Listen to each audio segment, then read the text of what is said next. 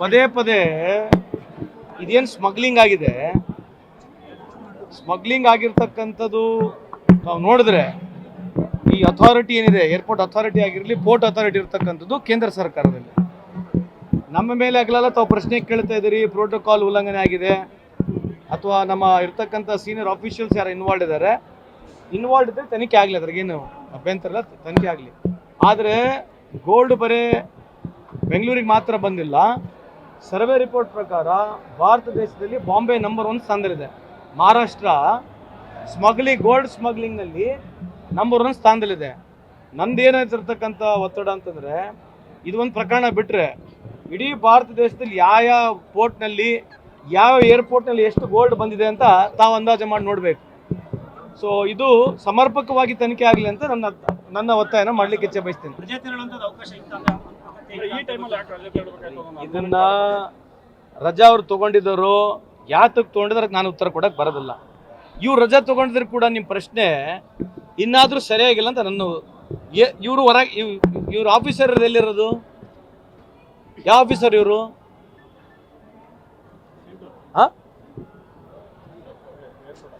ಅಲ್ರಿ, ಈ ಆಫೀಸರ್ ಯಾರು? ರಜಾ ತಗೊಂಡ್ರ ಆಫೀಸರ್ ಯಾರು? ಎಲ್ಲಿರ್ತಾರ ಅವರು? ಬೆಂಗಳೂರಿನಾಗ ಇರ್ತಾರೆ. ಏರ್ಪೋರ್ಟ್ನಾಗ ಅವ್ರು ಇಡ್ತಾ ಇದೆಯಲ್ಲ ಒಳಗಡೆ. ನಾನೊಬ್ಬ MLA ಇದ್ದೀನಿ, ಮಿನಿಸ್ಟರ್ ಇದ್ದೀನಿ. ಪ್ರೋಟೋಕಾಲ್ನಾಗ ಏನು ಮಾಡ್ತಾರೆ ಆಫೀಸರ್ಸ್ ಅಂತ ನಿಮಗೆ ಬರ್ತಾರೆ, ಸ್ವಲ್ಪ ಹೆಲ್ಪ್ ಮಾಡ್ತಾರೆ, ನಿಮಗೆ ಕರ್ಕೊಂಬಂದು ಎಸ್ಕಾರ್ಟ್ ಮಾಡ್ತಾರೆ. ಅಂದರೆ ನಿಮಗೆ ಕಸ್ಟಮ್ ಸೂಟಿನ ಎಗರ್ಸಕ್ಕೆ ಬರ್ತದೆ ಒಬ್ಬ ಪ್ರೋಟೋಕಾಲ್ ಆಫೀಸರ್ಗೆ.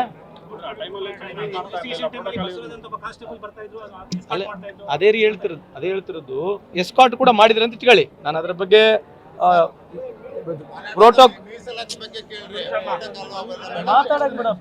ಮಾತಾಡಕ್ ಬಿಡ್ರಿ. ಪ್ರೋಟೋಕಾಲು ಹೆಂಗ್ ಮಿಸ್ ಆಪರೇಟ್ ಆಗಿದೆ ಅದಕ್ಕೆ ತನಿಖೆ ಆಗ್ಲಿ. ನಾನು ಕೇಳ್ತಿರ್ತಕ್ಕಂಥದ್ದು ಇಷ್ಟು ಸರಿ, 1 ಸಲ ಅಲ್ಲ, 2 ಸಲ ಅಲ್ಲ, 3 ಸಲ ಅಲ್ಲ, 4 ಸರಿ ಅಲ್ಲ, 40 ಸರಿ 30 ಸರಿ ಹೋಗಿ ಬಂದಾರೆ. ಇದ್ರಾಗೇನು ಕೇಂದ್ರ ಸರ್ಕಾರದೇನು ಕೈವಾಡಲಿ ಅಂತೀರಾ ನೀವು? ಕಸ್ಟಮ್ಸ್ ಯಾರಿಗೆ ಬರುತ್ತೆ? ಮತ್ತೆ ಪೊಲೀಸ್ ಆಫೀಸರ್ ಹೋದ ತಕ್ಷಣ ಕಸ್ಟಮ್ಸ್ ಬಿಟ್ಬಿಡ್ತಾರೆ ಒಳಗಡೆ? ಪೊಲೀಸ್ ಆಫೀಸರ್ ಹೋಗಿ ಬ್ಯಾಗ್ ಹಿಡ್ಕೊಂಡಾಗ ಕಸ್ಟಮ್ಸ್ನ ಬೈಪಾಸ್ ಮಾಡಿ ಕರ್ಕೊಂಡ್ ಬಂದ್ಬಿಡ್ತಾರ? ಸ್ವಲ್ಪ ಯೋಚನೆ ಮಾಡಿ ಮಾತಾಡ್ರಿ.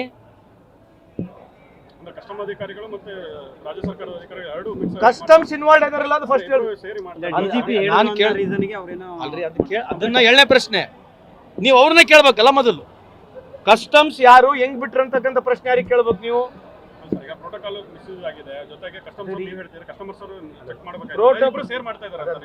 ಪ್ರೋಟೋಕಾಲ್ ಮಿಸ್ಯೂಸ್ ನಾಳೆ ನಿಮಗೂ ಮಿಸ್ಯೂಸ್ ಮಾಡ್ಬೋದು. ಪ್ರೋಟೋಕಾಲ್ ನಿಮಗೆ ಕಳಿಸಿದ್ರೆ ಅಲ್ಲಿ ಏರೋಪ್ಲೇನ್ ವರೆಗೆ ಬಿಟ್ಟು ಬರೋದು, ಕುಂದ್ರಿಸೋದು, ಇಮಿಗ್ರೇಷನ್ ಕರ್ಕೊಂಡ್ ಬರೋದು, ಅಥವಾ ಬ್ಯಾಗೇಜ್ ಹೆಲ್ಪಿಗೆ ಪ್ರೋಟೋಕಾಲ್ ಇರುತ್ತೆ.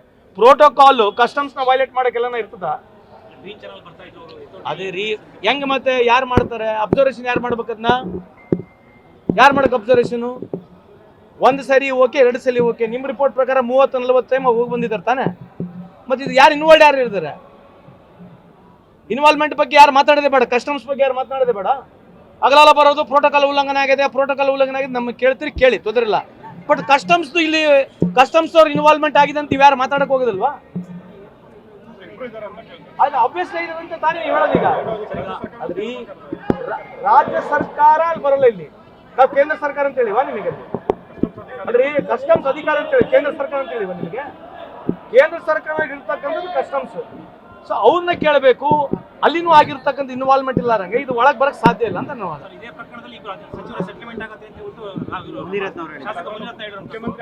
ಈಗ ನೋಡಿ. ಮುನಿರತ್ನವರು ಏನು ಮಾತನಾಡಿದ್ರೆ ಅದ್ರ ಬಗ್ಗೆ ನಾನು ಟೀಕೆ ಮಾಡಕ್ ಹೋಗಲ್ಲ.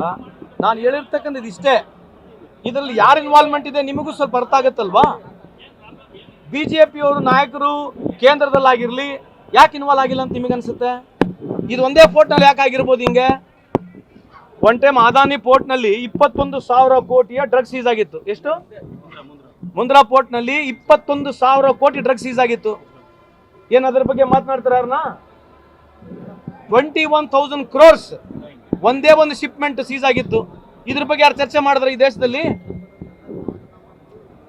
ಕೇಳೋದು ನೀವು ಸಮರ್ಪಕವಾಗಿ ಕೇಳಂಗಿದ್ರೆ ಅವ್ರನ್ನೂ ಕೂಡ ಕೇಳಿ.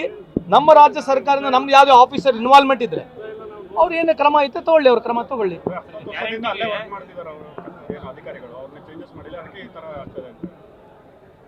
ನೀವು ಬೇಕಂತ ನಮ್ಮನ್ನು ಕೇಳಿದ್ರೆ ಅರ್ಥ ಆಗ್ತದೆ.